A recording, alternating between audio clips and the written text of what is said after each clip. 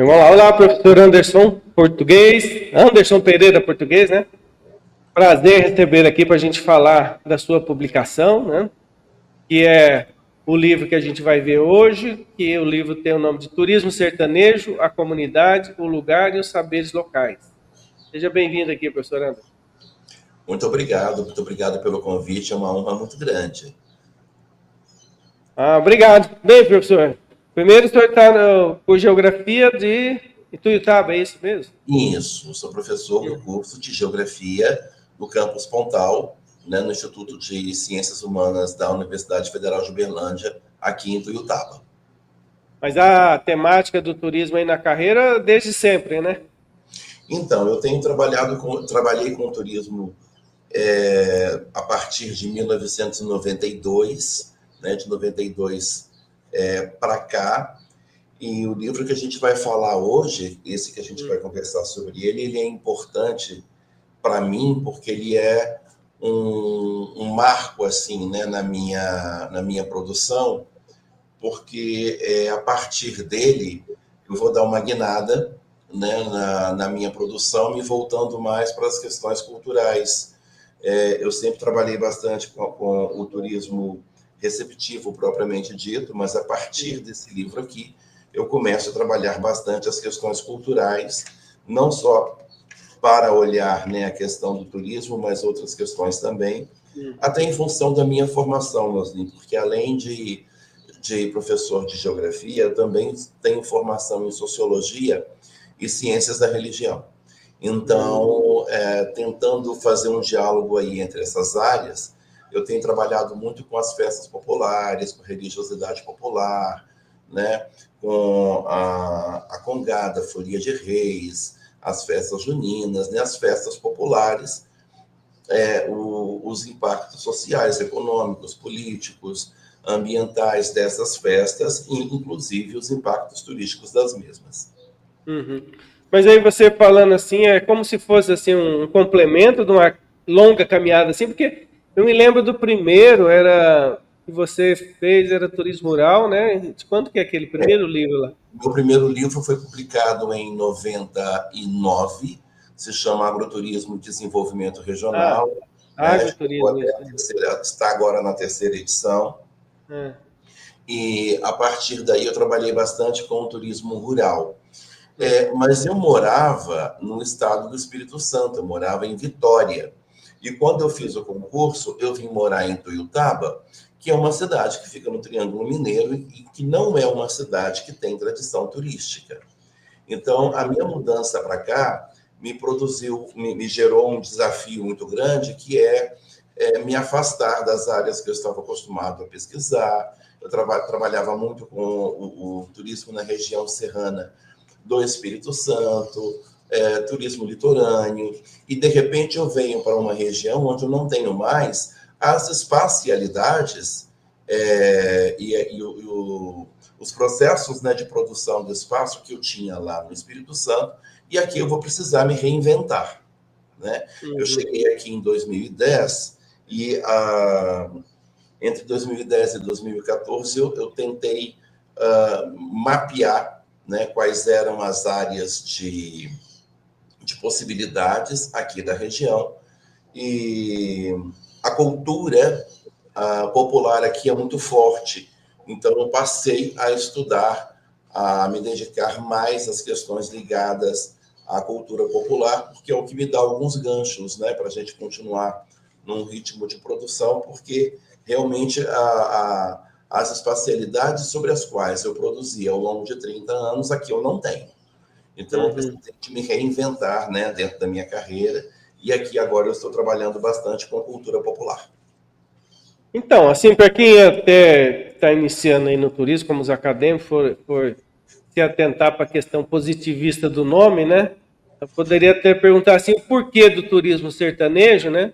Se na tua fala aí você já citou três, né? Agroturismo, turismo rural, mas como que foi essa escolha? Por que o turismo sertanejo? Ou é só um grande apêndice guarda-chuva para tudo que você falou que está mesclado aí dentro de cultura?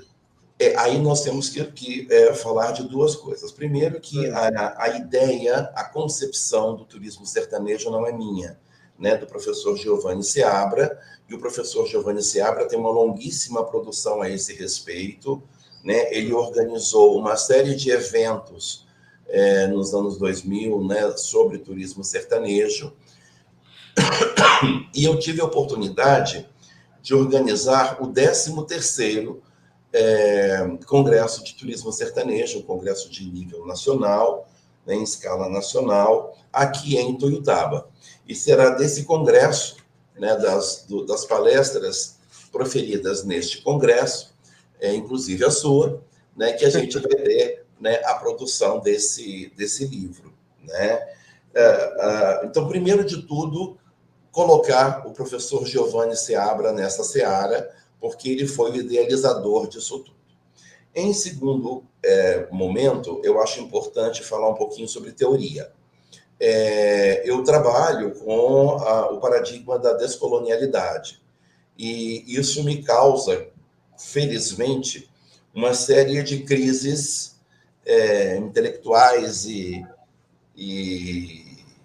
até mesmo existenciais, que são bastante positivas, porque me leva a pensar a ciência a partir de lógicas e conceitos que não são dados unicamente pela academia, né? A gente precisa entender, quando a gente fala, né, de comunidades, turismo comunitário, a gente precisa manejar os conceitos também que pertencem às comunidades que a gente estuda, né?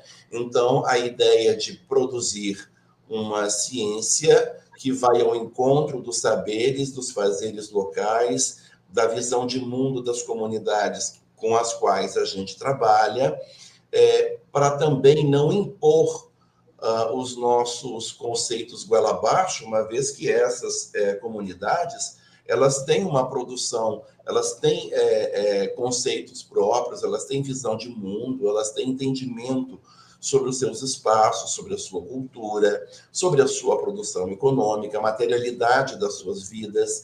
Então, a gente precisa levar isso em consideração, o vocabulário local, a leitura de mundo que essas comunidades fazem, né? E ver como que isso dialoga com com a leitura de mundo que a gente propõe a partir do mundo acadêmico. Lembrando que a academia, de modo geral, né, a universidade, de modo geral, ela ainda pensa a partir de paradigmas bastante eurocentrados, né? As nossas matrizes são europeias e norte-americanas, então a gente acaba chegando nas comunidades com conceitos prontos, com ideias prontas de turismo, de hospedagem, do hospedar, do acolher, do receber, né? E quando a gente entra, por exemplo, numa comunidade quilombola, nós vamos ver que eles têm percepções próprias e conceitos próprios para lidar, né, com este fenômeno, por exemplo, né, do receber pessoas, que segue uma lógica diferente da lógica predominantemente mercadológica que nós estamos acostumados nos ambientes acadêmicos. Então, falar de turismo nas comunidades significa falar, antes de tudo, das comunidades, né? E das espacialidades dessas comunidades. Então, quando a gente fala em sertanejo, eu tenho que pensar no que é o sertão. Lá no Espírito Santo, as comunidades se referem às áreas interioranas como região serrana, ou até região de montanha, né, do Espírito Santo. Isso a gente vê também no Rio de Janeiro, região serrana do Rio de Janeiro, vê no sul do Brasil, né? Eles se referem ao turismo que eles possuem como sendo, por exemplo, o turismo, o agroturismo. É um termo muito forte naquela região. Esses termos, eles não fazem nenhum sentido aqui, né? Quando a gente vai para as comunidades do Cerrado, da Caatinga, sobretudo, os termos são outros, o vocabulário é outro, a lógica é outra, né? A leitura de espaço e de mundo que eles fazem é outra. Então, nós precisamos, antes de tudo, definir uma linha teórica que nos permite um contato com essas comunidades, aprendendo com elas, né, aprendendo sobre a sua forma de viver e de estar no mundo, e de pensar esse mundo, e ver como que essas formas podem dialogar com aquilo que a gente produz na universidade. Então, Quando eu falo em turismo sertanejo, quando eu, Anderson, falo em turismo sertanejo, eu estou falando desse mundo que eu estou vendo aqui agora no meu entorno, que é Cerrado. Tá? Se eu estivesse lá no Espírito Santo, eu iria preferir usar um termo próprio de lá. Né? Se eu estivesse no interior do Rio de Janeiro, eu preferiria usar a região serrana, por exemplo, turismo na região serrana, né? Nesses espaços que são assim descritos pelas comunidades locais. Quando a gente fala em sertões, né, aqui é a região que é chamada historicamente Sertão da Farinha Podre, né, o Triângulo Mineiro, e em especial o Pontal do Triângulo Mineiro, a gente já vai para o vocabulário dessa população. Né, e ela se reconhece como sendo população do Cerrado, ela se vê como sendo população do Cerrado. Então, quando eu falo em sertão, eu estou falando de uma sertanidade bem específica, ligado a essa paisagem, a essa vegetação, a essa fauna, a essa população, a esse regime hídrico, a essa paisagem, né, a essa produção cultural presente aqui nesse território. Bem, olhando aqui tua fala, me remeteu um monte de coisa. Assim, primeiro, o professor Giovanni está aí, né, com o primeiro capítulo do teu livro. E assim, eu me lembro de uma cena muito interessante na época que o Sebrae e a Embratur queria padronizar o turismo rural de norte a sul nesse país, né? Eu me lembro de estar no evento e encontrar o professor Giovanni, lá com o livrinho dele, Turismo Sertanejo, e aí todo mundo olhava assim, meio... O livrinho foi uma coisa que me lembrou agora. E outra, você falando assim, no mestrado eu tive como orientadora a professora Adir, que inclusive está no teu livro, né? E eu tinha essa ânsia de querer ser muito positivista e querer dar nome aos bois, né? E ela me deu altas broncas. Tipo assim, mas por que você quer ser tão positivista, né? E o teu livro também, que eu usei muito no mestrado, e você citou aí, que é do Espírito Santo, que tem essa característica local, aí eu fui entender da gente por que o Espírito Santo usava esse nome agroturismo, né?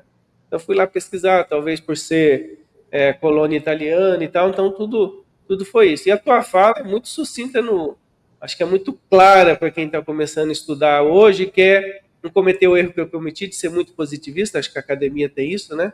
Tem. Então, assim, tá tudo nesse livro, né? Porque aí você coloca turismo rural, agroturismo, turismo com base local e tudo mais, né? Turismo religioso.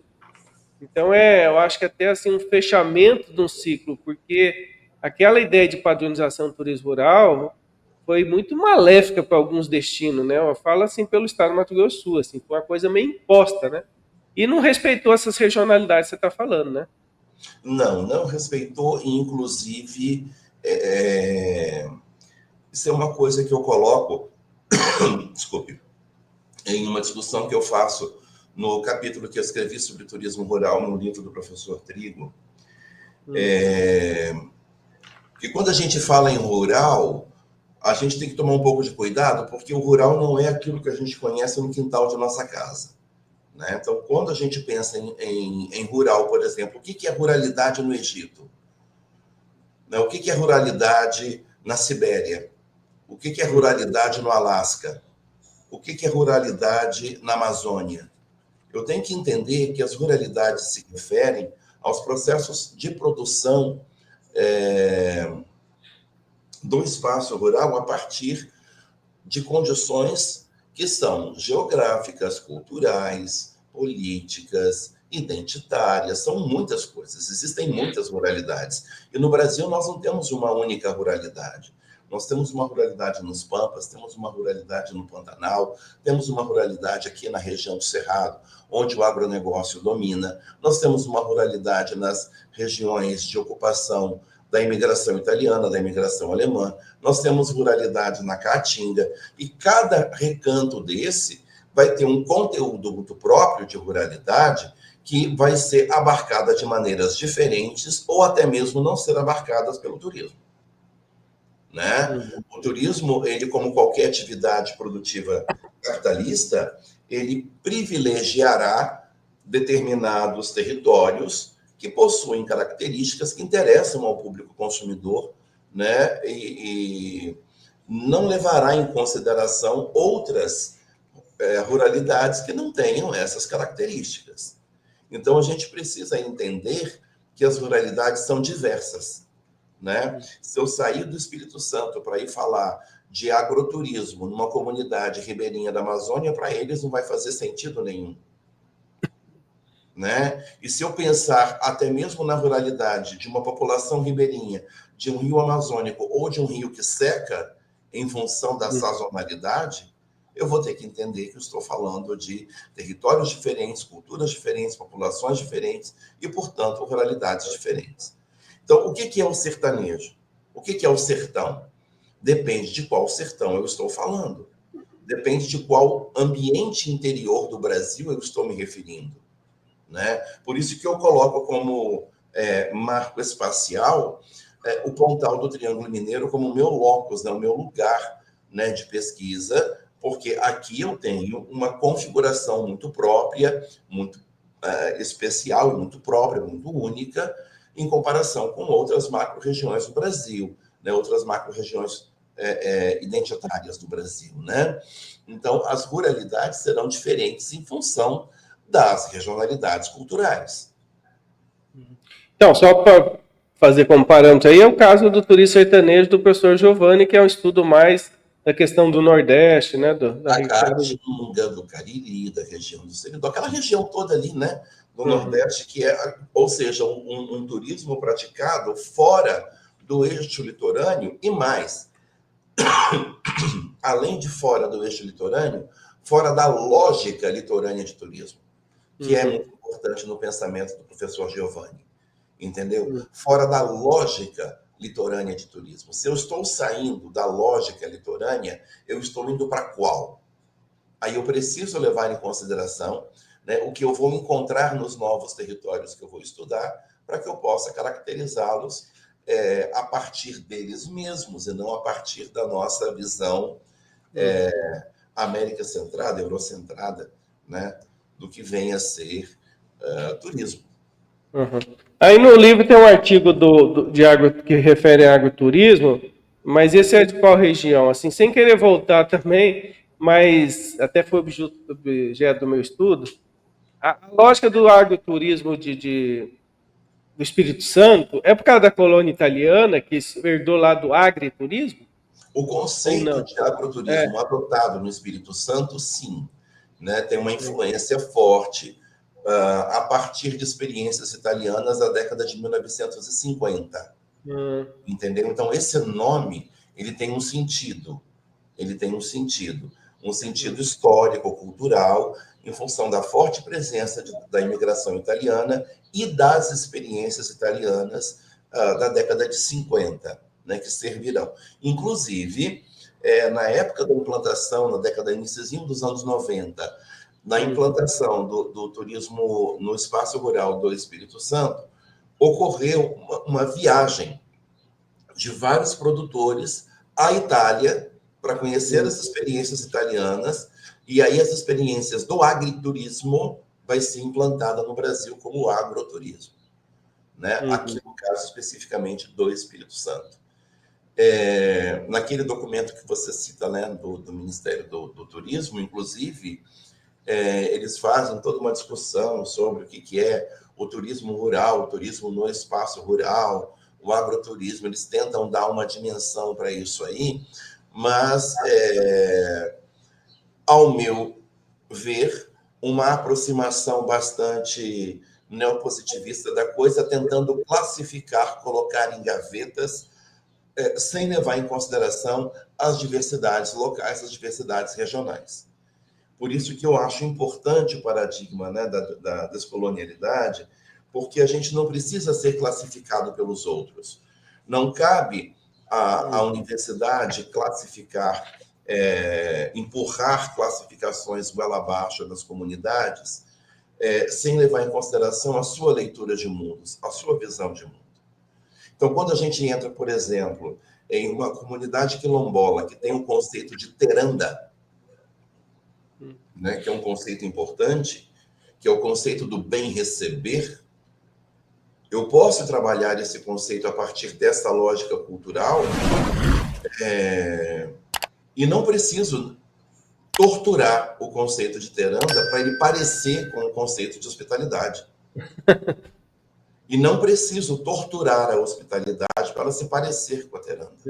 São coisas próprias, diferentes. É o bem receber na lógica de uma tradição de matriz africana. Não é o bem receber na lógica do mercado. Então, eu preciso entender, né, e o paradigma da descolonialidade me permite isso, essa aproximação, né, com as comunidades, no sentido de aprender a sua forma de ver e pensar, para que eu possa produzir em cima disso, inclusive com a participação da comunidade. Uhum.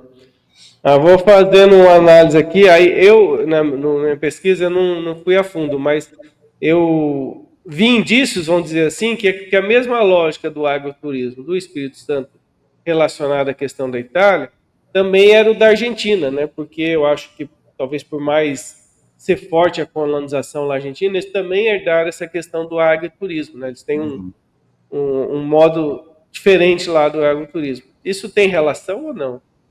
Infelizmente, né? Por que a gente precisa de importar modelos, né? Por que a gente precisa copiar modelos? Por que eu tenho que pegar dinheiro público e colocar um monte de gente para ir para a Itália para ver como é que faz lá e não pensar como fazer aqui? Né? Então, assim, com todo respeito à experiência italiana, que bom que ela deu certo e resgatou muitas comunidades italianas de uma situação de pobreza, mas eu penso que a experiência espacial, territorial, política, econômica, cultural de um povo precisa ser a base para que essa comunidade pense e reflita e chegue a conclusões sobre que modelos implantar ali, né? Naquele momento eu era muito menos crítico, hoje eu sou muito mais crítico em relação a isso. Né? Não creio que seja uma boa ideia nem ir para a Itália, nem ir para lugar nenhum. Né? Porque isso, às vezes, volta a falar, acaba torturando o lugar para ele se enquadrar em modelos. E esses modelos, eles podem ser exitosos em alguns lugares, podem não ser em outros. Né? Estamos falando aqui, obviamente, do turismo receptivo em comunidades, né? Obviamente. Né? Não estou falando do grande turismo, do turismo massificado, formatado pelo mercado, não estamos falando disso. Estamos falando da recepção de visitantes, de turistas em comunidades. Então, é possível pensar sem precisar copiar modelos. Né? Nem da Itália, nem de São Paulo, nem do Mato Grosso, nem de lugar nenhum. Com todo o respeito que eu tenho a Bonito, Bonito é um exemplo de um turismo bem-sucedido, ligado à natureza, lá com o Mato Grosso. Parabéns para o Mato Grosso. Para o Mato Grosso do Sul, perdão. Parabéns para o Mato Grosso do Sul. Legal para o Mato Grosso do Sul. Se eu tiver que trabalhar isso aqui, eu vou ter que trabalhar aqui. Com os conceitos daqui, com a visão de mundo que as pessoas daqui têm. Então, a ideia do copiar modelos me incomoda um pouco. E isso me incomodou já naquela época em relação aos italianos e me incomoda até hoje. Então, muitas vezes, eu vou fazer uma autocrítica aqui, né?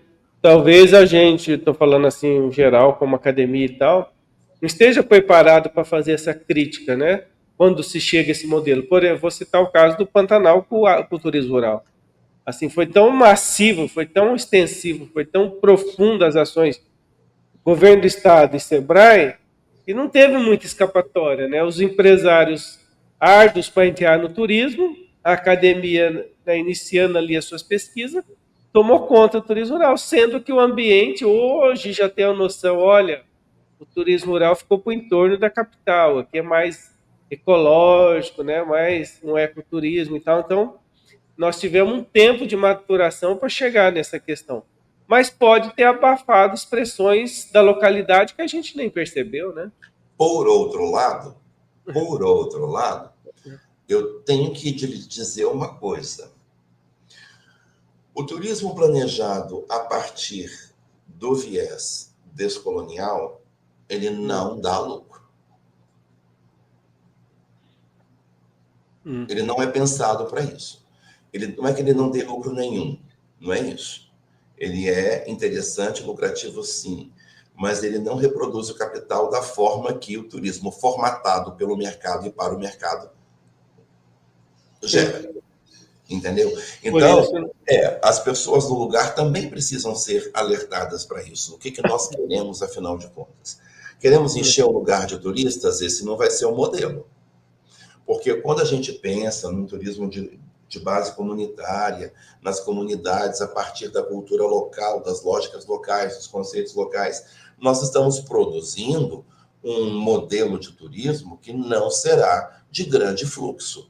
Portanto, se você tem menos fluxo, você tem menos circulação de dinheiro e você vai ter, portanto, menos atratividade para o capital turístico. Então, se por um lado a gente faz a defesa, né, de um modelo que não é hegemônico, eu tenho que entender que esse modelo que não é hegemônico também não vai ser atraente para o grande capital. E ele não será lucrativo tanto quanto acontece aí no entorno da capital. porém, pode ser muito mais autêntico, né? Mais autêntico, é muito mais muito mais um monte de coisas, né? Agora, quando a gente pensa do ponto de vista do dinheiro, a gente tem que entender que não vai atrair redes hoteleiras, não vai atrair redes de fast food, não vai atrair. Tentando colaborar, assim, professor, com essa fala, eu nunca me esqueço do evento que eu fui em Guarapuava, nunca esqueço da cidade por causa disso. Nós fomos uma caravana do Sebrae, várias pessoas aqui do Mato Grosso do Sul, a universidade, eu estava na Universidade Católica. Nós fomos num evento turismo rural lá em Guarapuava. E veio uma comissão da Argentina e veio do Uruguai. Nesse evento turismo rural, o senhor participou de vários, né? Tá lá o Sebrae, tá o Ministério, não tinha, acho que o Ministério do Turismo, né? Embratur, tá os bancos de fomento, né? Banco do Brasil, Caixa Econômica, tá as experiências do Brasil bem-sucedidas, né? E estão lá fazendo palestra e uma bela palestra aparece a menina do Uruguai para falar da experiência dela. Uma menina. E ela começou a palestra assim falando altamente surpreso com o que a gente pensava de turismo rural. E ela contou a história dela, e eu vou tentar resumir aqui. Uma casa, uma fazenda de ovelhas no Uruguai, o pai, a mãe e duas filhas meninas. E um capataz, numa casa de pedra com 3 quartos. Quarto do pai, e cada filha tinha um quarto, e o capataz morava lá no galpão. A, foram iniciar a atividade no turismo rural. Uma menina passou para o quarto da outra, as duas no mesmo quarto. Um quarto abriu para visitante de turismo rural. O que eles faziam? Ele chegava, acompanhava a família na lida do dia a dia do carneiro. Ela falou o seguinte: nós não investimos um tostão em nenhuma infraestrutura, nós não mudamos uma rotina, quer dizer, do nosso dia a dia, e nós recebemos no máximo 2 turistas por dia. E para ela, tudo aquilo ali, o pessoal falando em fazer estabelecimento com 20 apartamentos para receber um ônibus. E aí todo mundo ficou assim, entendeu? Com a experiência dela. Falou isso aqui. É mais ou menos isso. Nós temos que fazer escolhas. Algumas comunidades são extremamente frágeis. E por serem muito frágeis, por viverem em situação de vulnerabilidade social, numa situação de pobreza, numa situação de ausência de serviços públicos básicos, não tem acesso à água, não tem acesso à água tratada, né? Não tem acesso a tratamento de esgoto, tem dificuldades com a internet, tem dificuldade, mas são comunidades que têm muito a oferecer.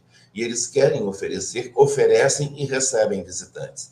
E o receber visitantes, para contemplar esse aspecto único dessa comunidade, será um fluxo bastante pequeno, que vai gerar lucro para aquela comunidade, mas não vai seguir uma lógica do turismo litorâneo.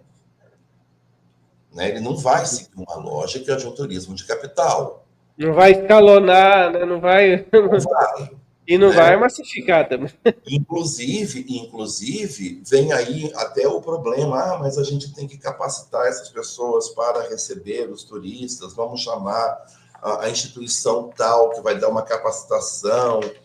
Chega um determinado momento em que as capacitações começam a descaracterizar, inclusive, determinadas comunidades. Eu tive a oportunidade de conhecer, por exemplo, os indígenas do grupo Cadwell, que estavam alterando, né, já não estavam mais produzindo tinturas a partir dos elementos da natureza, estavam utilizando tintas artificiais, porque para poder pintar os potes, né, a cerâmica, porque o Sebrae ensinou que seria interessante fazer isso, porque não desbotaria. O turista não gosta que o vaso desbote.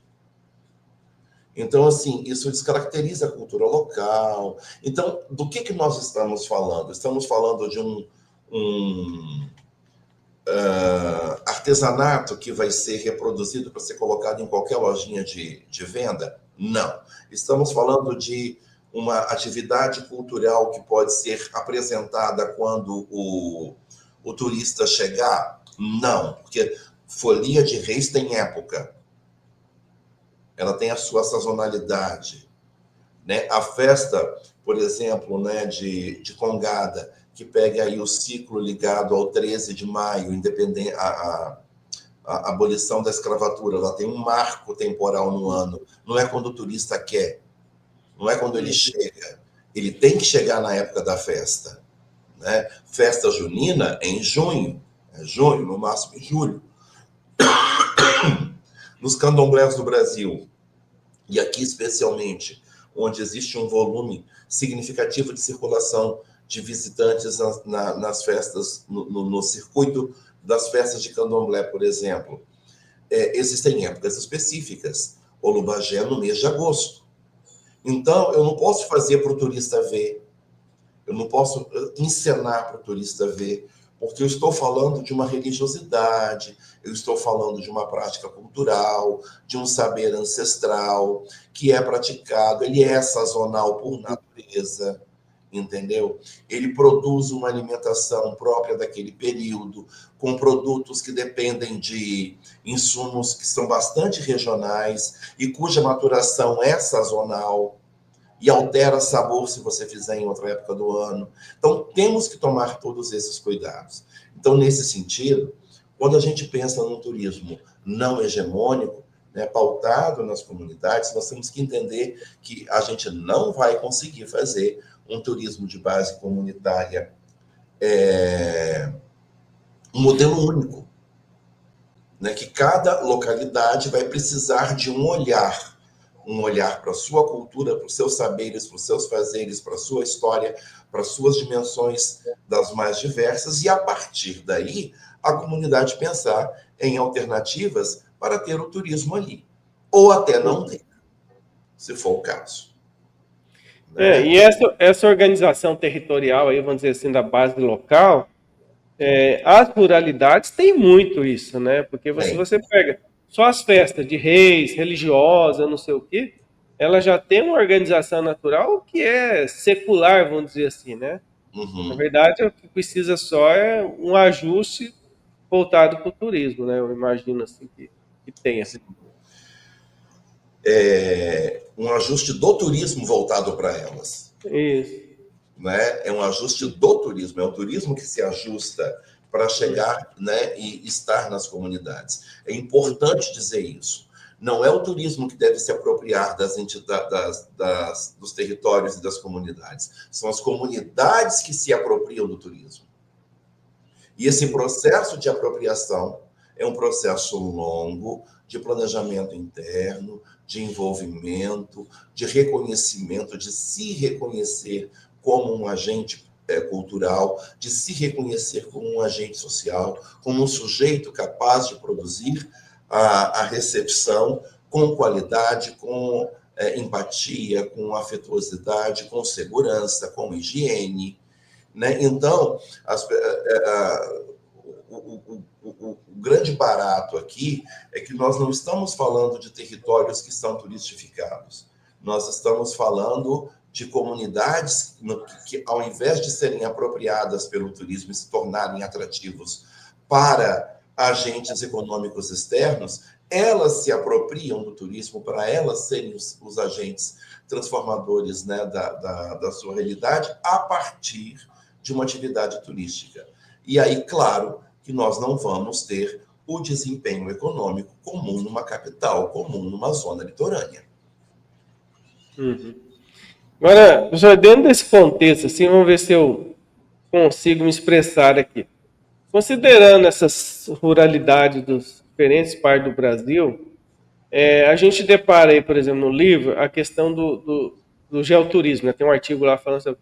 Eu imagino, não me lembro agora de cabeça, mas eu acho que deve ser ali do Cariri, não me lembro, né? Então, o que acontece? A academia chegou com esse nome, né? Mas essa comunidade, ela se desenvolve ali no torno já com essas questões, com essas características, com esse, como é que a gente pode chamar isso?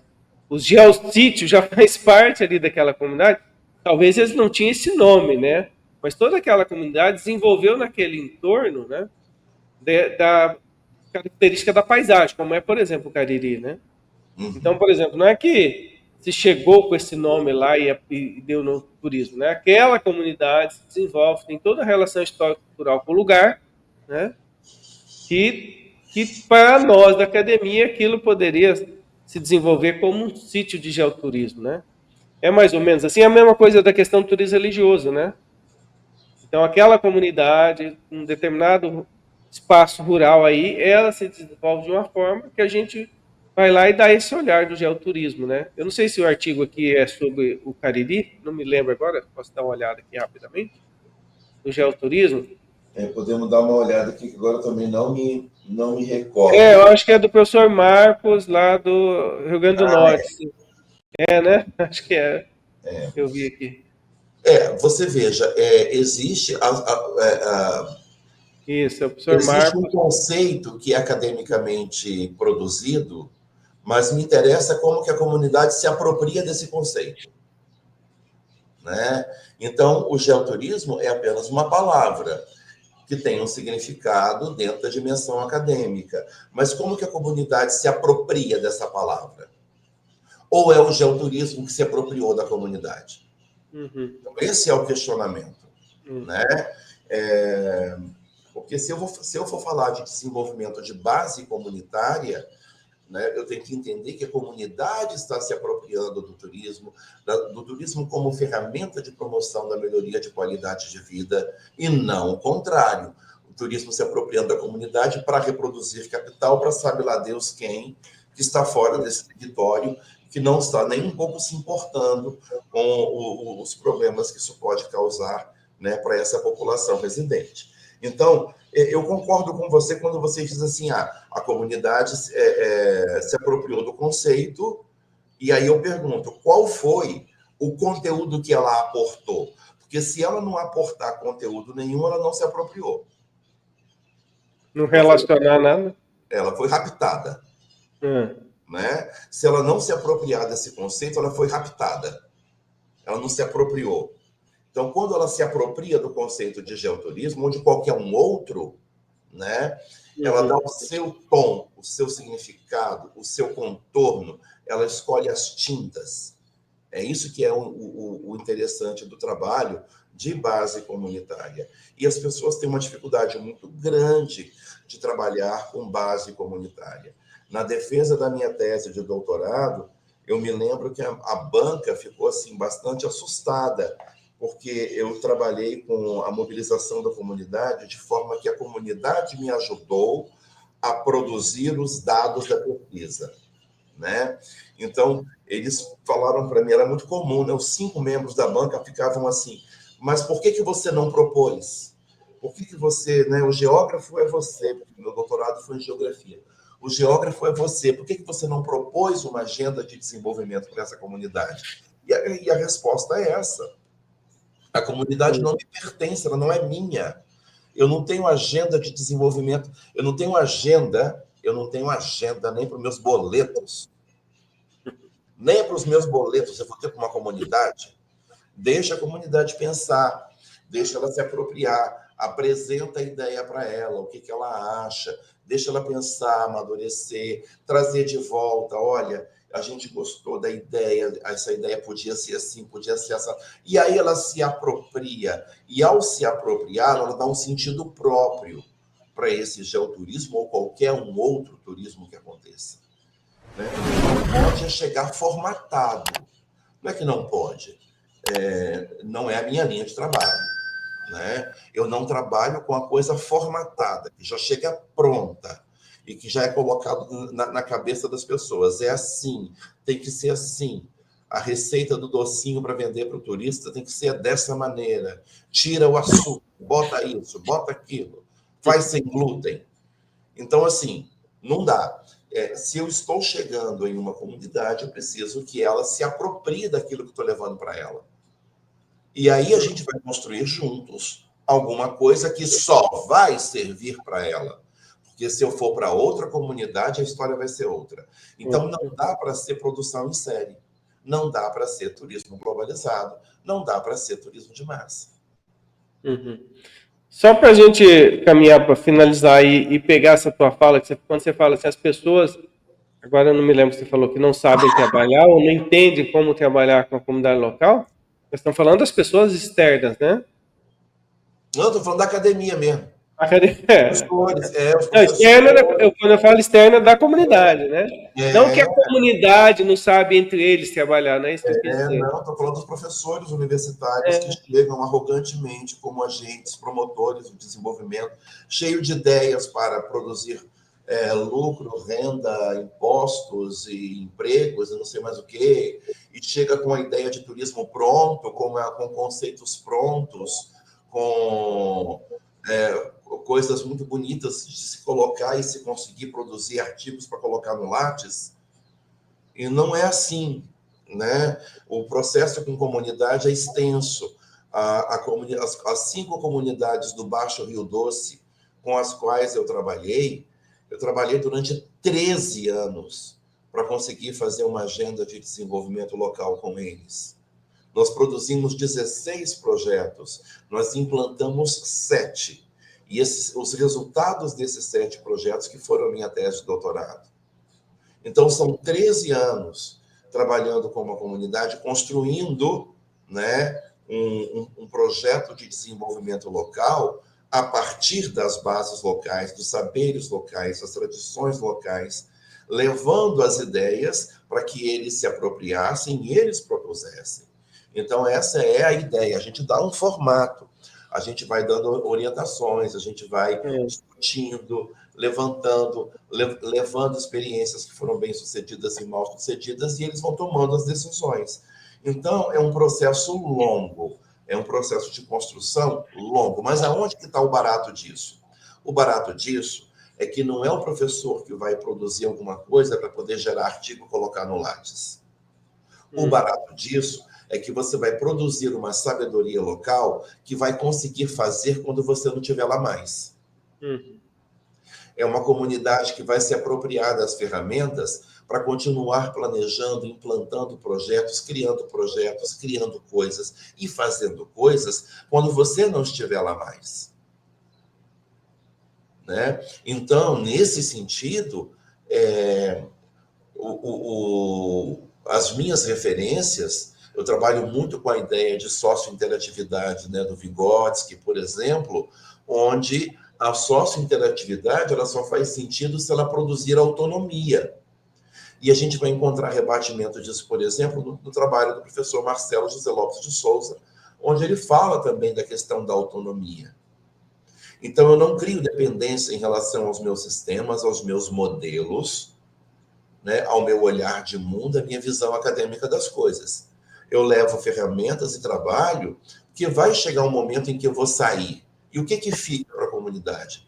Precisa ficar as ferramentas para ela continuar fazendo o que ela fez enquanto eu estava lá. Ela continuar produzindo.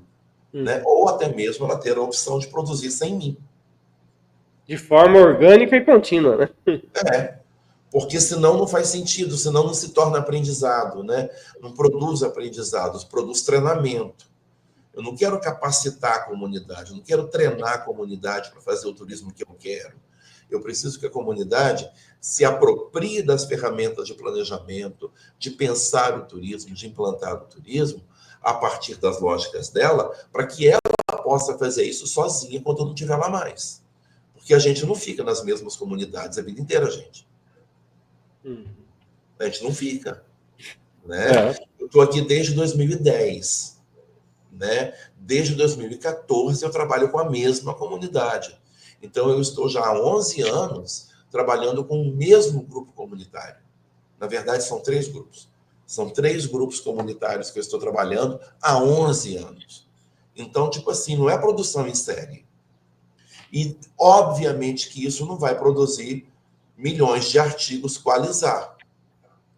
Então, a gente precisa entender até que ponto esse nosso modo de produção de conhecimento realmente produz autonomia social ou simplesmente produz lajes, porque a gente precisa comprovar, porque tem que dar aula na pós.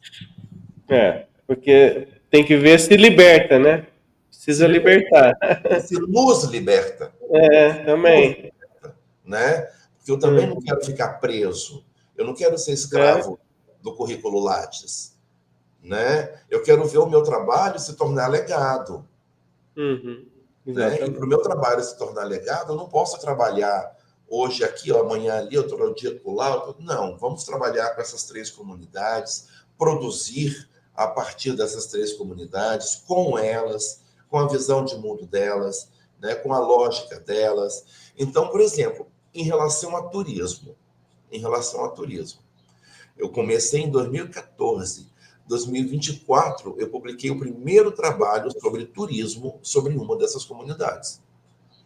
Eu precisei de 10 anos para conseguir produzir alguma coisa.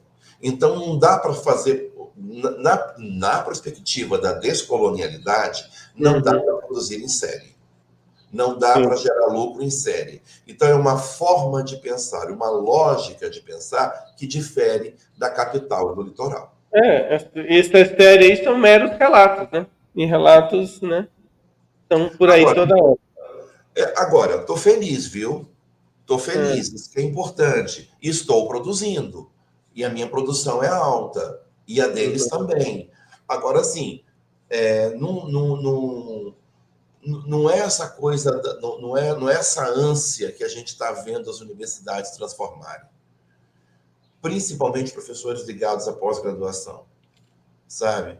Que tem que produzir, e tem que estar no artigo, e tem que estar no qualizar, e tem que estar não sei aonde. E não está no mundo. E não está na base, né? E não está na base. Não está na base, né? Fica inventando, porque tem que mandar trabalho para o Congresso, tem que mandar trabalho para a revista, tem que publicar capítulo de livro, tem que diversificar a publicação, não pode botar todos os ovos numa cesta só. Meu Deus! A coisa surge. Quando a gente está na base trabalhando, as coisas surgem.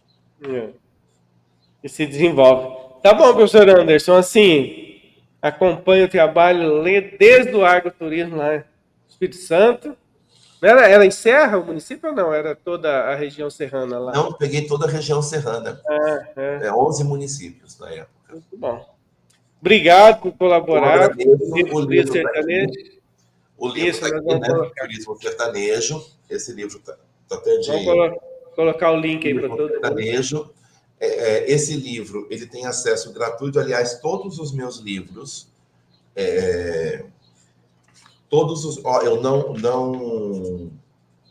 não vendo livro mais, viu? Me revoltei com o mercado editorial, e todos os meus livros são publicados pela editora Barlavento e estão disponíveis no site da editora Barlavento. Vamos deixar o link aqui, é Ciências Abertas, né, professor? Aberto, viu? editorabarlavento.com.br. Não, vamos colocar o link ali. Só me fala, eu perdi ali no começo, professor, os teus companheiros aí, Bruno e o Hélio, quem são? Só dá um alô. É o professor Hélio Carlos Miranda de Oliveira, professor do campus lá de Uberlândia, né, do Instituto de Geografia de Uberlândia, o Bruno de Freitas, que é um professor da rede pública e privada de ensino, né, e eu que organizei essa obra aqui, fortemente influenciados apoiados e abençoados pelo professor Giovanni Seabra. E muitos outros que estão aí, né? Vi toda a galera aí. Parabéns. Muito obrigado, então. Até a próxima. Até a próxima. Professor Anderson, aprendo muito com vocês.